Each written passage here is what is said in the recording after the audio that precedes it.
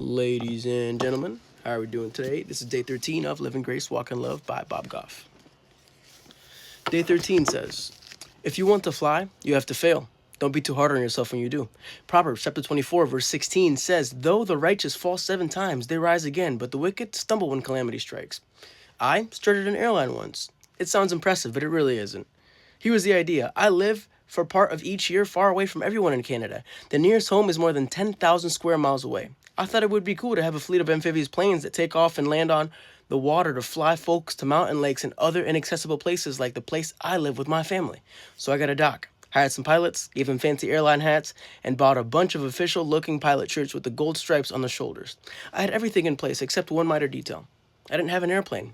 I am not kidding.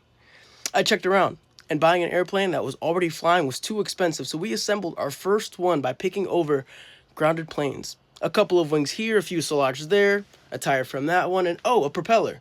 We assembled our airplane from all the parts and stood next to it. The Wright brothers could not have been prouder. We put a Krispy Kreme-inspired paint job on it so folks knew how serious we were. It looked delicious, if only barely airworthy. Simply put, we moved from thinking about this idea to trying it. Chances are, you started your own small airline before too. You've made a paper airplane, right? Then, you've got one. Sure, it's a small airline, but who cares?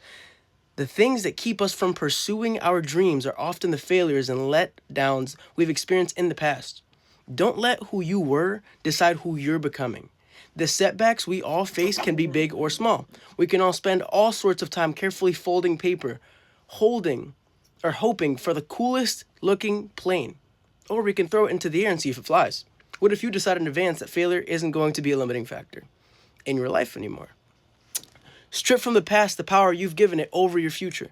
Imagine what would happen if you realized one of the most crucial steps to getting from where you are to where you want to go is not to be afraid of making a couple mistakes along the way. You're never going to land the plane in your life until you make enough mistakes to get the idea airborne. Will it work? There's only one way to find out. Question we asked for you to sit with for 3 minutes at the end of the chapter says, what past failures have kept you grounded? And what steps are you going to take today to get back in there? You want to fly? Go find out how. Go try it. Y'all stay blessed. Everybody has a different answer.